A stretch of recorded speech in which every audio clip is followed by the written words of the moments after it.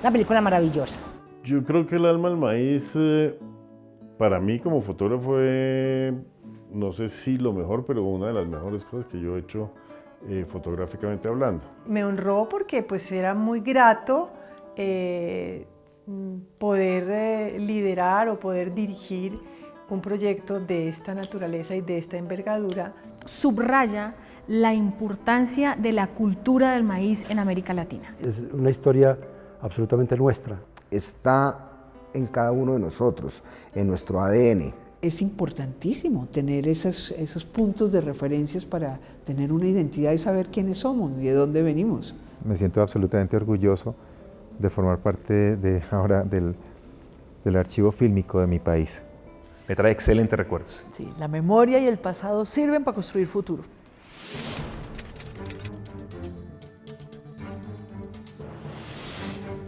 El alma del maíz muestra la reivindicación de la cultura y las tradiciones de los indígenas de la Nueva Granada a finales del siglo XVIII. Relata la rebelión de las chicheras en Boyacá contra la llegada del anís y la elaboración legal del aguardiente, una empresa que desestimaba la producción y consumo de la chicha, bebida tradicional de los indígenas, criollos y uno que otro español en épocas del virreinato. Se presentó, fue un conflicto de varias causas económicas, culturales y religiosas, en el que se vio involucrada la fabricación de este elixir ancestral que los españoles calificaban o denominaban como el vino de la tierra. Y esta otra para Miño Galindo y la Sierra. Yo creo que el corregidor tenía un puesto importante y de mando, digamos, no porque lo hubiera logrado como otros puestos que se logran, digamos, en el campo de batalla, que se consiguen, que se conquistan. Este fue comprado. Entonces, desde luego, cuando hay algo comprado, la autoridad se menoscaba, no hay tanta autoridad. Y la gente lo sabe, dice, este tipo no logró eso, no lo conquistó, solamente lo compró. Entonces eso lo medianiza. Imagínense lo que eso podría significar hoy en día, que una persona pudiera acceder a un cargo después de pagar una cuantiosa suma. Pues ¿a qué llega ese cargo? A recuperar el dinero que pagó para alcanzarlo. Eso ocurría ya y era legal. Ello impuso una dinámica de fiscalización en el sentido impositivo hacia la población. Porque por supuesto a un regidor de estos que había pagado un dinero considerable para alcanzar su cargo le interesaba recuperar su inversión. ¿Y cómo lo hacía? A través de los impuestos. ¿Qué le interesaba al regidor? Impulsar el consumo y la producción de aquello que le producía dinero, que le producía rentas, que era el aguardiente. El tema de la chicha es una cosa muy cultural, muy propia, que de alguna manera tiene una profundidad y una propiedad muy grande en la historia de Colombia. Fue una enorme posibilidad el que se reivindicaran las chicheras. Realmente allí hay una reivindicación de un tema muy cultural. ¿Dónde la India que atienda? Era la historia de una mujer en rebelión. Era una mujer fuerte, una mujer que sabía cuántas eran 5 y que las iba a poner por delante. La historia siempre me gustó, porque siempre pues estaba a gusto con que fuera la reivindicación de un momento histórico en nuestro país. Uno no tiene muchos puntos de referencia, digamos, para empezar a recrear ese mundo de la chicha. Hice una investigación bien interesante sobre Ramón Torres Méndez, que es un acuarelista y un pintor que trabaja básicamente los usos y costumbres de la época. En sus pinturas logré encontrar una parte donde se veía los mercados, también ciertos personajes cotidianos de los viajes que se hacían en las mulas y toda esta cosa. Yo creo que estas narrativas son maneras muy atractivas de llevar un momento y un contexto histórico a un público masivo.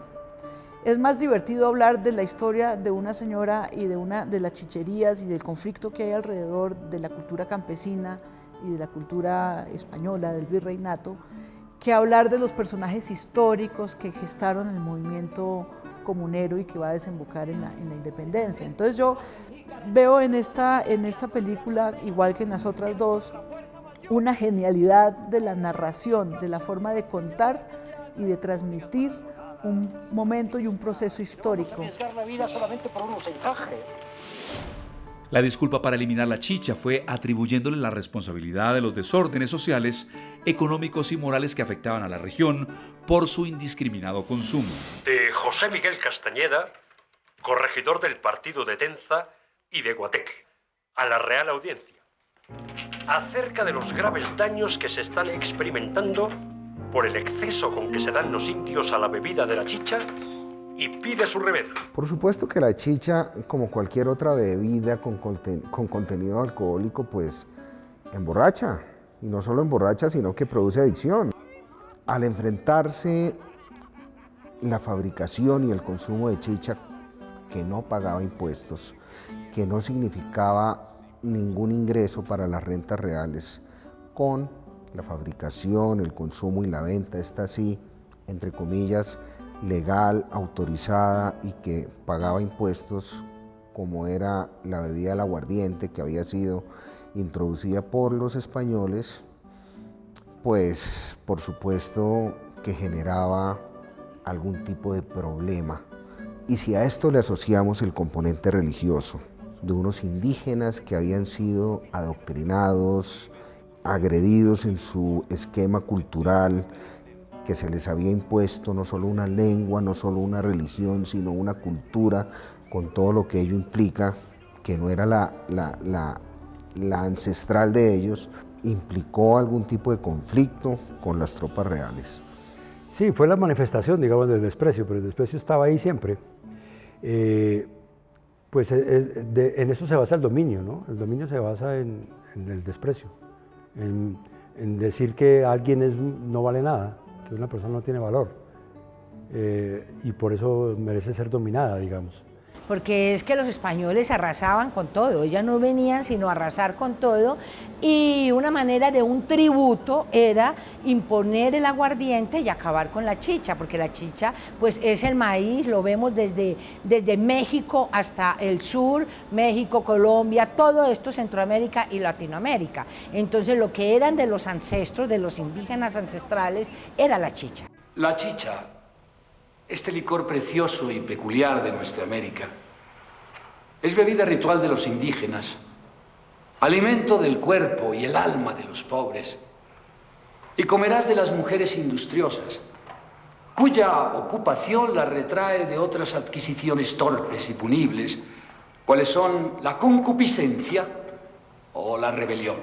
Realmente nosotros somos una cultura del maíz, y eso claramente se ve en este producto audiovisual del alma del maíz. Nosotros somos una cultura del maíz que se refleja a través de nuestras costumbres, de nuestra gastronomía y en este caso particular de una bebida espirituosa como lo fue la chicha y como lo sigue siendo, porque todavía hay tradición del consumo de chicha, sobre todo en el interior del país. En la película efectivamente hay un pretexto, y el pretexto es el desplazamiento de la chicha por el aguardiente. Las chicherías en general empiezan a ser desplazadas. Eso simplemente es el pretexto de una historia que se ha venido repitiendo durante años, no solamente en Colombia, sino a nivel mundial, y es el desplazamiento humano. Entonces el arraigo, las raíces se van perdiendo.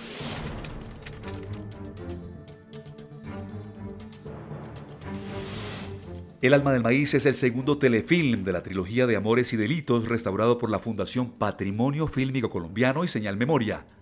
Una producción realizada por Audiovisuales, idea original del Nobel Gabriel García Márquez, escrita por Humberto Dorado y dirigida por Patricia Restrepo. Como directora me sirvió muchísimo porque pues en ese momento era para mí muy importante poderme parar enfrente de una cámara y poderle decir a la gente cómo es la puesta en escena y cómo es que yo quiero que los actores se muevan y qué va a pasar con la cámara. Para mí era definitivo, mi sensibilidad como mujer de cine estaba dispuestísima para eso, era como el momento. Y poder recrear una época y poder tener pues todos estos elementos de los que he hablado y todo este equipo maravilloso con el que conté, pues fue absolutamente gratificante. Lo primero de lo que me acuerdo es haber leído el guión y haberme divertido mucho con el guión, ¿no? Por la escritura misma de él. O sea, Humberto Dorado es un tipo que maneja un lenguaje muy humorístico y muy coloquial, pero además tiene mucha profundidad, ¿no? Tiene una muy buena combinación. Y leer el guión fue muy bueno, ¿no?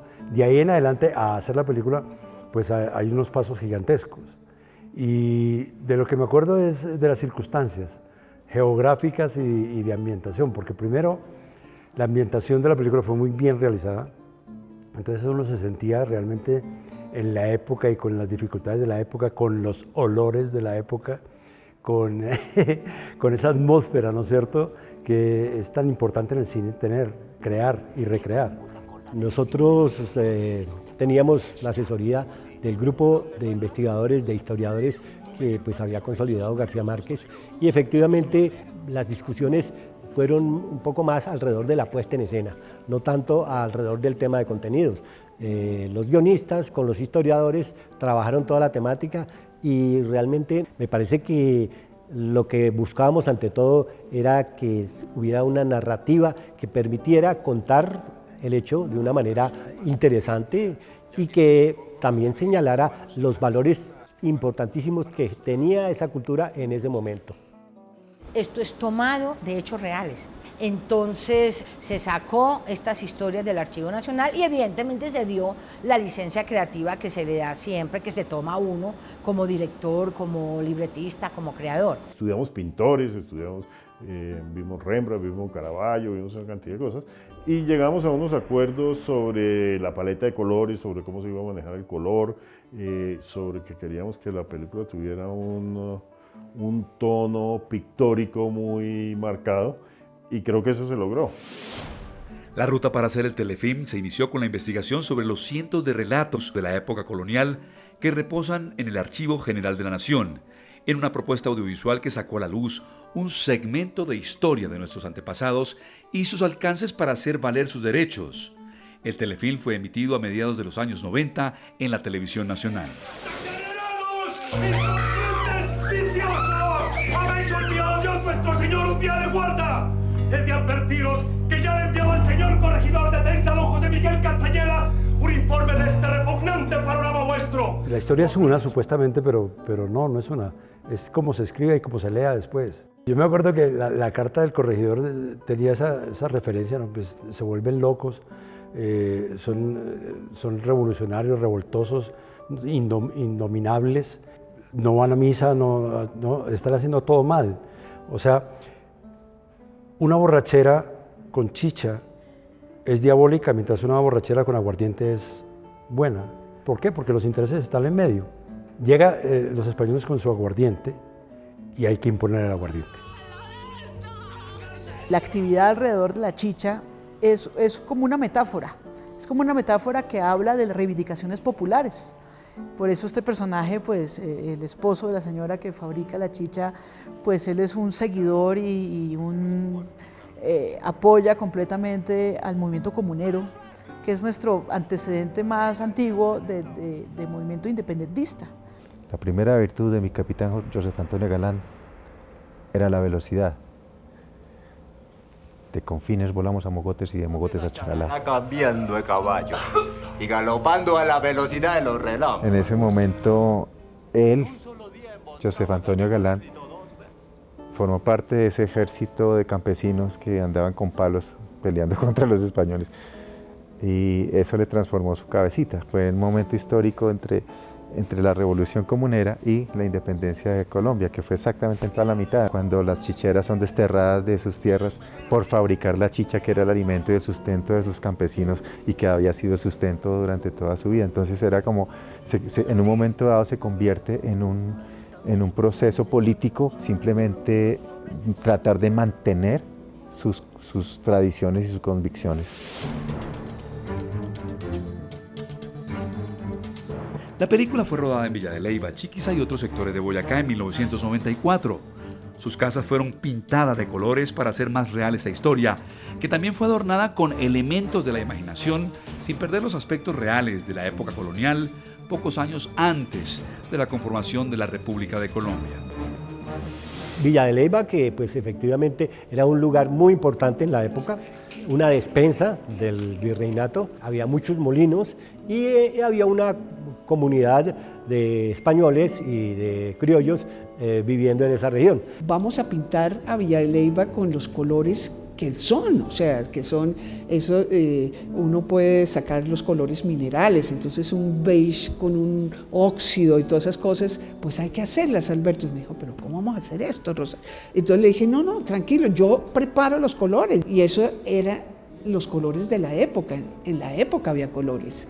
Entonces era sacar los permisos para poder pintar a Chiquis de un color, bueno, entonces decir, yo no puedo poner un Eternit, como lo tiene esto, sino tengo que poner los techos de paja.